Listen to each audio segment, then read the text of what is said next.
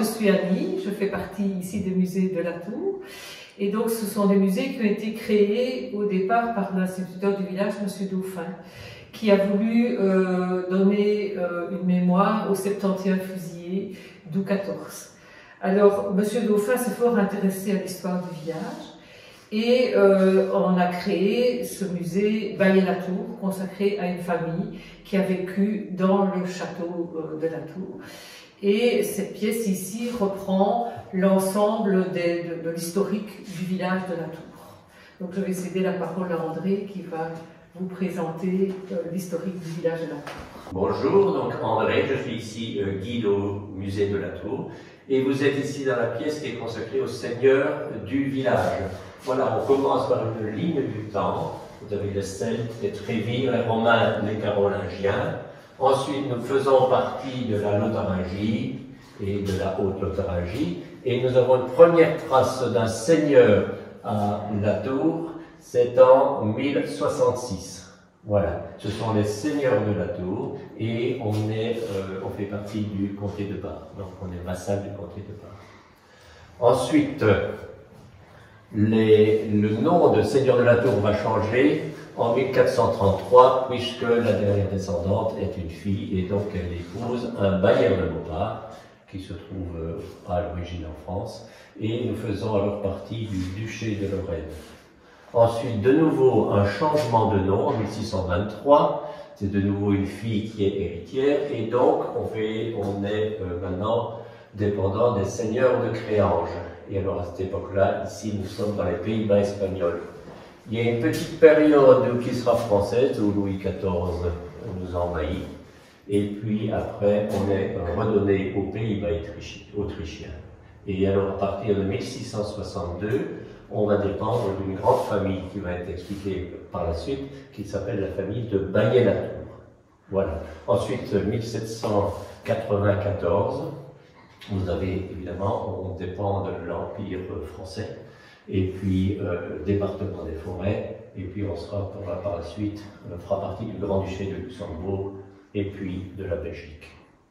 Bonjour, je suis Marlène, et je voudrais bien vous parler en fait de la famille Baillet-la-Tour qui ont occupé ici à la Tour le château. Le premier qui s'est implanté ici, c'était Mathieu de Baillet, et qui a acheté le château et la seigneurie qui va avec. Comme vous voyez, Mathieu de Baillet n'a pas encore le titre de comte, et en fait ce titre de comte fut octroyé à la famille seulement à partir de Christophe Ernest de Baillet, qui était juriste et magistrat à la cour de justice à Luxembourg. Ensuite, il a été sous la domination des Habsbourg d'Autriche, appelé à la cour de justice de Malines. Et à ce titre, il s'est vu confronté à une importante émeute qui a éclaté à Malines, mais aussi à Bruxelles, qui était consécutive à des réformes administratives que ce nouveau pouvoir a voulu entreprendre. Les élites locales se sont émues, le peuple a suivi, donc il y a eu des émeutes que Christophe Ernest a su régler d'une manière pacifique, courageusement, sans armes, sans effusion de sang. C'est qui a beaucoup plu, évidemment, à l'empereur d'Autriche, qui était à ce moment-là Charles VI, le père de Marie-Thérèse. Et pour le remercier, en fait, de ses services, il a octroyé le titre de comte à Christophe Ernest, qu'il a pu transmettre ensuite de génération en génération, au premier-né en fait de la famille, comme ça se faisait en ce temps. Vous voyez ici le diplôme qui atteste, donc signé par Charles VI, qui atteste de son titre de noblesse, son titre de comte. Il a pu ajouter sur ses armoiries la couronne comtale et aussi les aigles des Habsbourg. Vous vous trouvez ici devant l'arbre généalogique des Bailly-Latour et comme vous pouvez constater, cet arbre généalogique comporte deux branches. La branche autrichienne et la branche belge. Alors, dans la branche autrichienne, vous pouvez voir le dernier occupant du château de la Tour, Maximilien, qui est né en 1737. Maximilien avait un frère, Louis Villebrod de Baillet, et tous les deux frères, en fait, ont embrassé la carrière militaire. Ce qui était aussi le cas du fils de Maximilien de la Tour, Théodore. Alors, si la branche autrichienne avait plutôt choisi comme profession les armes, de l'autre côté, la branche belge, qui s'est établie petit à petit à Anvers et à Brascade, a plutôt embrassé des carrières de fonctionnaires, de politiciens. Et là, on peut aussi distinguer quelques figures marquantes, notamment Augustin et Ferdinand, dont on va parler peut-être un peu plus tard dans l'autre pièce. On peut aussi citer Henri de Bailly-Latour, dont on va parler également dans une pièce qui lui est dédiée, qui était le président du Comité olympique international. Et enfin, le dernier descendant de Bailly-Latour, le comte Alfred, qui était à l'origine en fait du musée consacré à la famille Bailly-Latour. Maximilien, que vous voyez là, est né donc en 1737 ici au château. Il a fait sa scolarité à Virton, mais à 18 ans, il est devenu déjà militaire. Il s'est engagé dans le régiment d'infanterie Salm-Salm et son premier fait d'armes s'est déroulé loin d'ici, à Kolín, en Bohême, qui est maintenant en Tchécoslovaquie en fait, mais à ce moment-là, qui appartenait à l'Empire autrichien. Qu'est-ce qui s'est passé à Kolín? En fait, c'était la bataille pour Prague et Marie-Thérèse combattait le roi prussien Frédéric II, toujours pour la dispute de la Silésie, qui était convoitée par les deux puissances.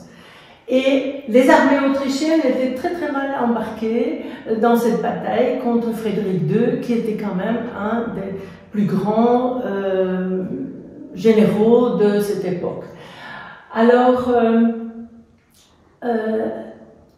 il y a un détail qui est quand même très remarquable, c'est que un régiment de dragons belge, donc wallon, est intervenu sur ce champ de bataille pour retourner la situation, et ce qui a fait que finalement ce sont les Autrichiens qui ont eu le succès pour eux dans cette bataille. Ce fait d'armes qui est dû aux dragons, dont vous voyez ici leur uniforme, a été très très apprécié par Marie-Thérèse, parce qu'elle a même déclaré que c'était la deuxième naissance de son État. C'était très important pour elle de gagner pour une première fois contre le roi prussien. Alors, Maximilien n'était pas dans le régiment des dragons, mais il était dans ce régiment d'infanterie Salm-Salm, mais il s'est aussi distingué à cette époque pour ses qualités militaires.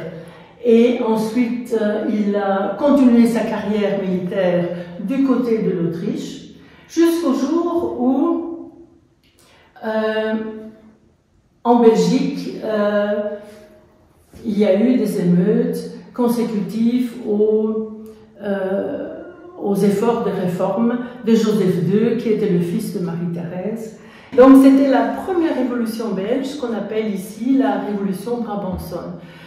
Et effectivement, les révolutionnaires ont réussi à chasser les troupes autrichiennes du pays, et c'est Maximilien de Bailly-Latour qui a été missionné par l'empereur Joseph II de remettre de l'ordre ici dans les Pays-Bas autrichiens, comme on appelait à ce moment-là la Belgique.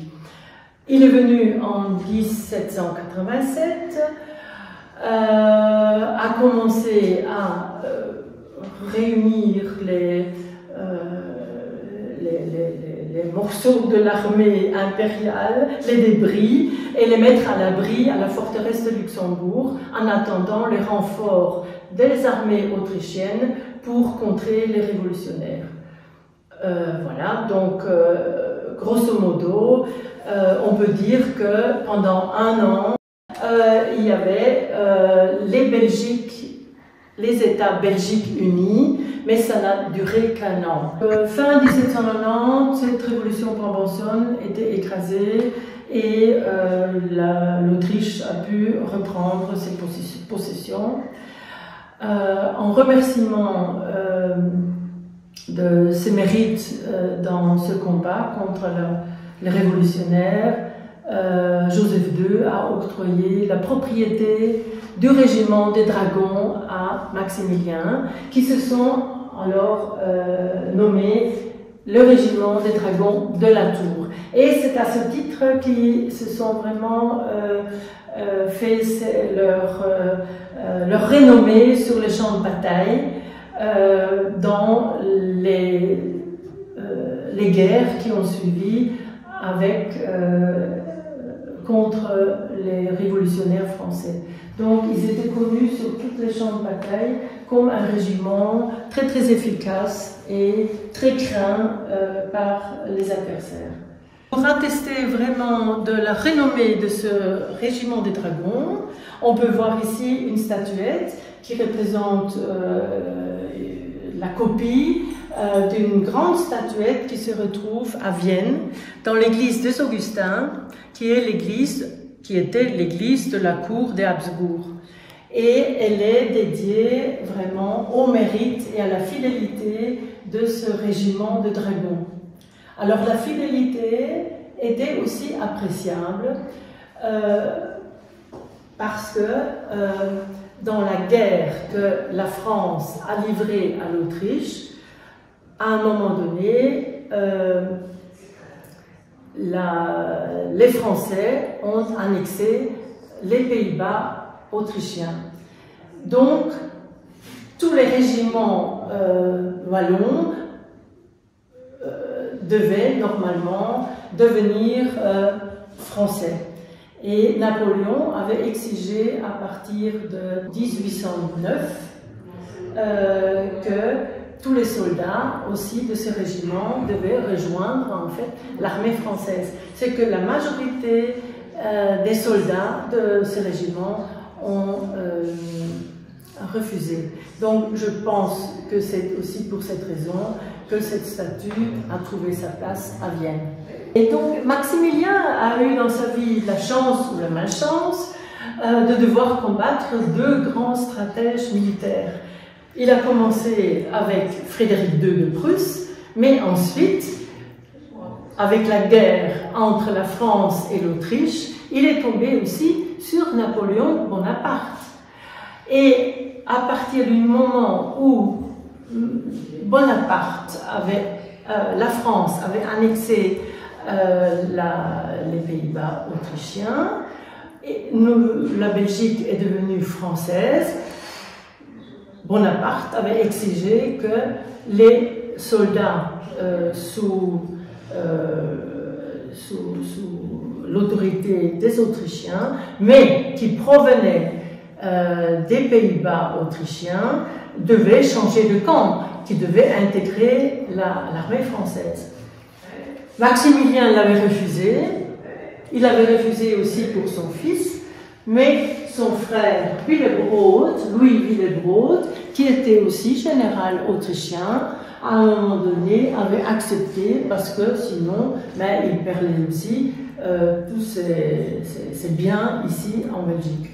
Ce qui était d'ailleurs le cas de Maximilien. Quand il avait assiégé la place forte de Landrecy, près de Lille, le général Jourdain l'avait menacé de brûler son château ici à la Tour, et ce qui a été fait d'ailleurs. Donc il a perdu son château et il a suivi évidemment l'armée autrichienne dans sa retraite à travers l'Allemagne, à Vienne. Là, il a recommencé une autre carrière comme gouverneur de la Moravie, et à la fin de sa vie, il a livré sa dernière bataille, qui était la bataille d'Austerlitz. À ce moment-là, il était président du Conseil aulique, ce qui équivaut à peu près au ministère de la guerre.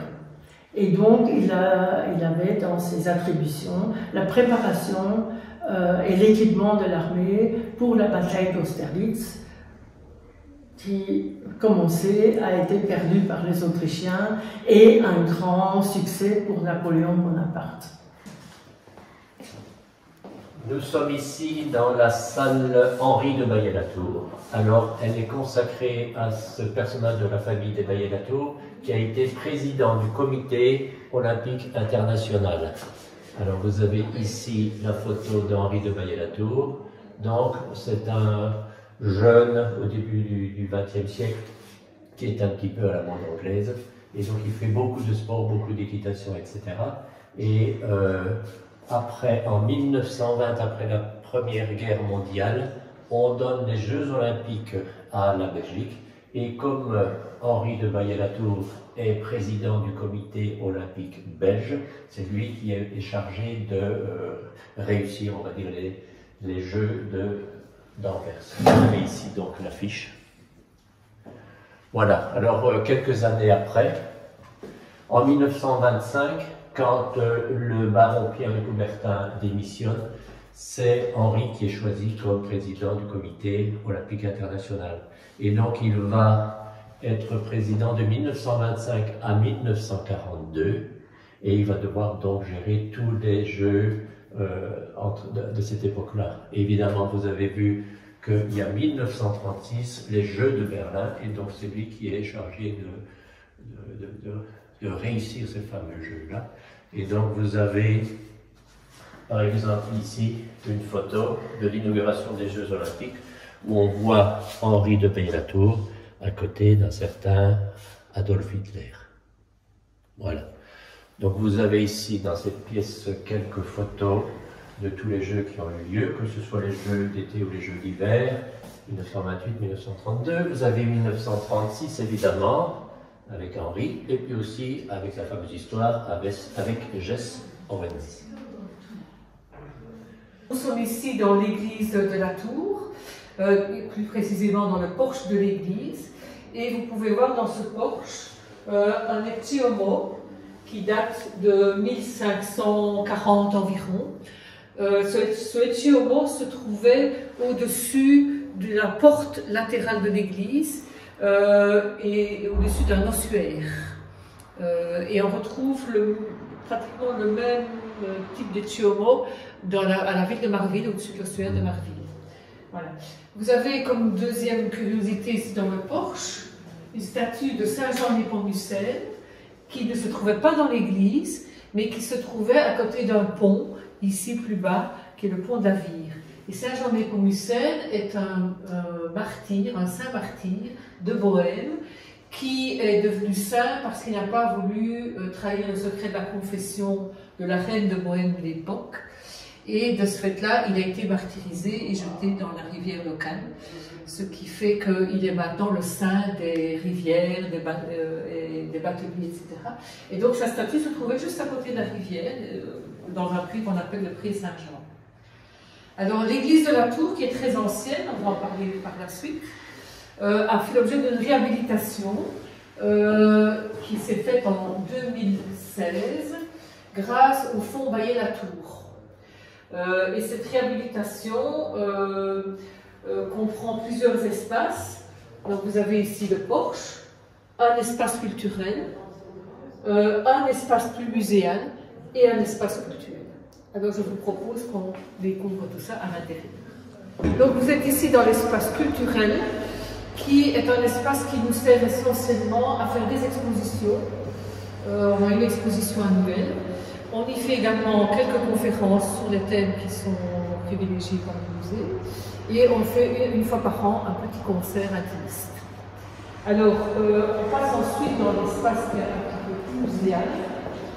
Et là, voilà, un personnage important, Maximilien de Baillet-Latour, sur son cheval, qui est représenté ici à l'intérieur du musée. Mais la partie ici muséale est un peu plus consacrée au fonds Baillet-Latour, qui a été initié par Alfred de Baillet-Latour. Donc vous avez ici les écrits qui reprennent l'historique et l'arbre généalogique d'Alfred de Baillet-Latour. Le comte Alfred de Baillet-Latour était administrateur et actionnaire chez la brasserie Stella Artois. Et de ce fait-là, il a hérité d'une immense fortune. Et comme il n'avait pas d'héritier, il a créé, il y a un peu plus de 50 ans, le fonds Baillet-Latour. Et ce fonds Baillet-Latour, disons, récompense toute une série d'actions. Donc il avait lui-même fixé les différentes actions qu'il voulait mettre sur le fonds. Il y a tout d'abord la santé. Au départ, il récompensait plutôt des médecins qui avaient fait des découvertes. Maintenant, il travaille plus sur la recherche médicale. Alors, un domaine qui est maintenant beaucoup plus développé par le fonds Baillet-Latour, c'est l'environnement. Donc, il récompense des projets qui, en vue d'une agriculture durable, essentiellement. Troisième point, c'est l'éducation.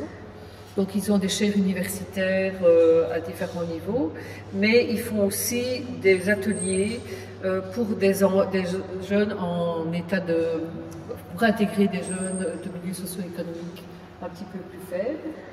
La culture, qui est un domaine extrêmement important, qui concerne la rénovation de patrimoine belge, entre autres cette église qui a été rénovée grâce à ce fonds Baillet-Latour, mais une des œuvres principales qu'ils sont en train de financer pour le moment, c'est l'agneau mystique qui se trouve à Gand, des frères Vanet qui se trouvent à Gand.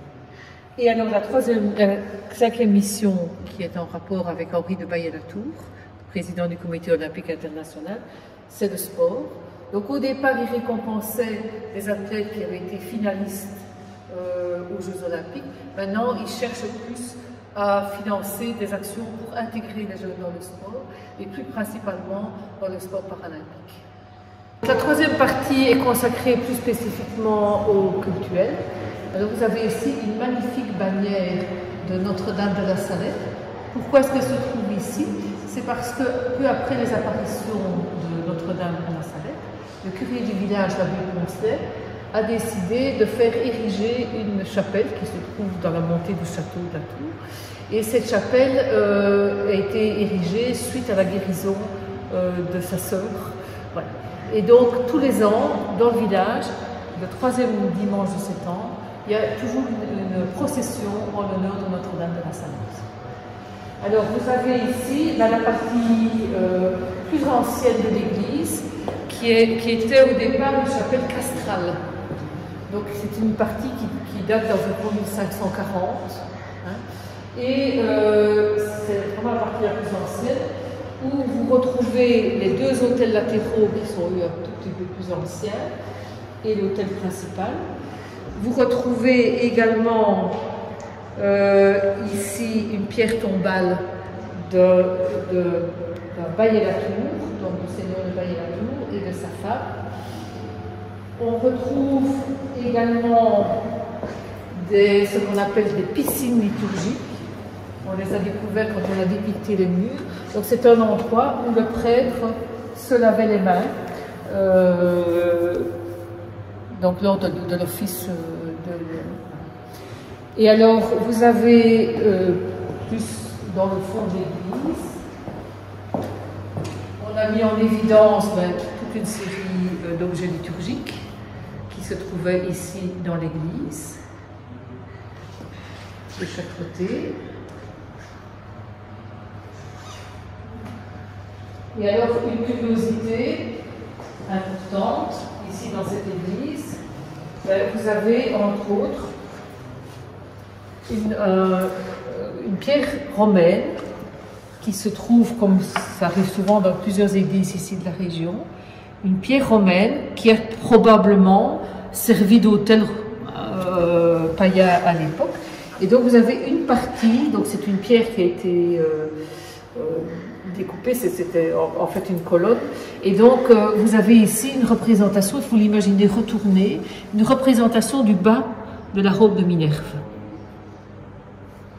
Et alors ce qui est très intéressant aussi, c'est très ancien aussi, c'est un expositorium, donc qui était un lieu où on déposait le Saint-Sacrement. Et vous voyez qu'il y a une possibilité vers l'extérieur, il y a des petits trous vers l'extérieur. À l'époque, comme il n'y avait pas de sacristie, on avait la possibilité d'honorer le Saint-Sacrement de l'intérieur de l'église comme de l'extérieur de l'église. Je voudrais également attirer votre attention sur les magnifiques vitraux qui ont été réalisés lors de la rénovation. Et c'est une technique qui est vraiment très révolutionnaire puisque c'est de l'impression sur verre. Et donc ça donne un reflet magnifique quand il y a du soleil. Franchement, l'intérieur de l'église est vraiment tout éclairé et magnifique.